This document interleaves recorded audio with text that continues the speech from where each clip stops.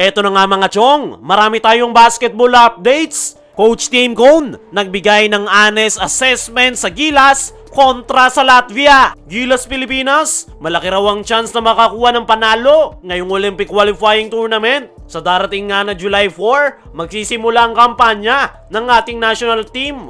Una nilang makakarap ang Latvia at oras nga lang ang kanilang magiging pahinga at babakbakin naman nila ang number 23 world ranking na Georgia. Marami nga ang nagdududa sa kakayanan ng Gilas Pilipinas. Kapwa Pinoy pa ang nagsasabi na hindi raw kakayanin ng ating national team na makasabay at makakuha ng panalo ngayong Olympic qualifying tournament. Pero mismong FIBA na ang nagsabi na malaki raw ang chance ng Gilas na makakuha ng panalo, kung saan ngayong Olympic qualifying tournament ay inilagay nga nila ang Pilipinas sa top 20 at sinabi pa ng FIBA na ang Gilas Pilipinas ang dark horse team ng Group A ngayong OQT. Bagamat natalo raw ang Gilas Pilipinas kontra Turkey at Poland, ay naprepare daw ang ating national team para sa kanilang kampanya ngayong Olympic qualifying tournament. At ang bright spot daw ng ating national team na pinakapag-asa ng Gilas Pilipinas ay ang ating naturalized player na si Justin Brownlee, kung saan sa dalawang tune-up game ng Gilas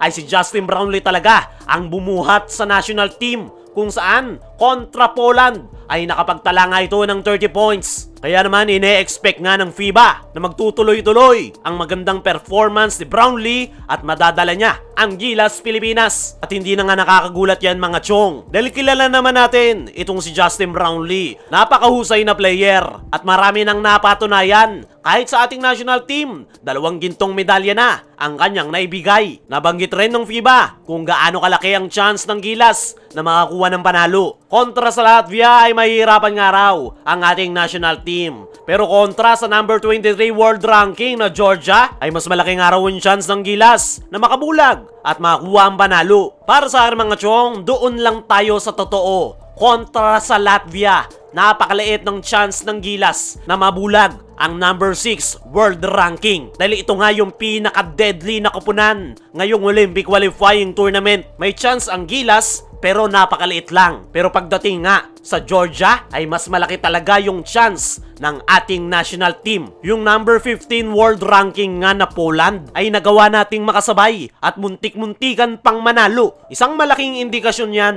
na kayang-kayang sumabay ng Gilas Pilipinas sa mga European teams. Kaya naman, nag-a-agree ako sa sinasabi ng FIBA na malaki ang chance ng Gilas Pilipinas na makakuha ng panalo kontra sa Georgia. Pero hindi nga ibig sabihin yan na makukuha na ng Gilas ang panalo. Kinakailangan nga nilang mailabas ang kanilang best of the best performance. Yung pinakita nilang performance sa kanilang tune-up game kontra Turkey at Poland ay kailangan pa nilang doblehin. At panigurado, yan ang focus ng Gilas Pilipinas sa kanilang masinsinang paghahanda ngayong Olympic qualifying tournament. Kung ang FIBA ay naniniwala na malaki ang chance ng Gilas kontra sa Georgia, ay nagbigay naman ng honest assessment si Coach Tim Cone sa kanyang koponan kontra sa number 6 world ranking na Latvia. So ngayon ay todo na yung preparation na ginagawa ng ating national team. Wala nga silang oras na sinasayang at ini-stretch nga nila ang oras na mayroon sila para mailabas ang kanilang full potential. Isang araw na nga lang ang binibilang ay haharapin na nila ang host country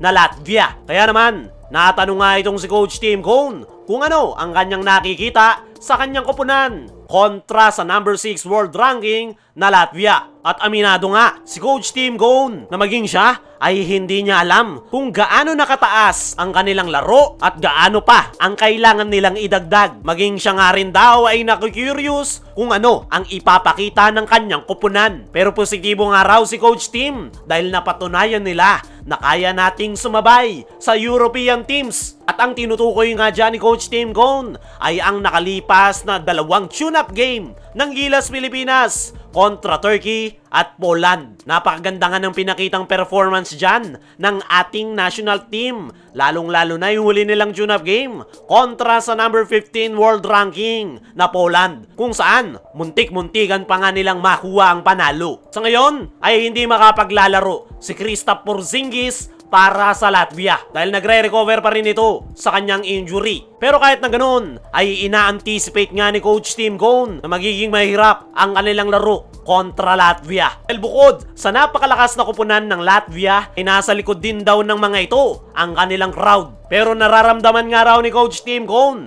na kaya nating sumabay. Hindi nga daw tayo ma-outsize ng Latvia, pero magiging problema raw ng Gilas ay napakaganda daw ng execution ng Latvia. Kaya naman, umaasa si Coach Tim Cone na makapagpapakita ng magandang performance yung kanyang mga big man na sila Junmar Fajardo at Kai Soto. At ang dalawang big man nga daw na yan ang magiging advantage ng Gilas kontra sa Latvia. Sa ngayon ay hindi nga nawawalan ng kumpiyansa itong si Coach Tim Cone, pati ang kanyang mga players. At yan nga yung kagandahan ng mayroong winning mindset. Kahit napakaliit ng chance na makuha ang panalo, ay buo pa rin ang kanilang loob at hindi nga nila iniisip na napakalaking kupunan ang kanilang kaharap. Wala nga sa utak nila ang learning experience, ang nasa utak lang ngayon ni Coach Tim Cone at ang kanyang mga players ay makuha ang panalo. At yan naman talaga ang dahilan kung bakit makikipag-compete ang Gilas Pilipinas ngayong Olympic Qualifying Tournament. Hindi learning experience ang habol ni Coach Tim Cone. Ang gusto nga nilang mangyari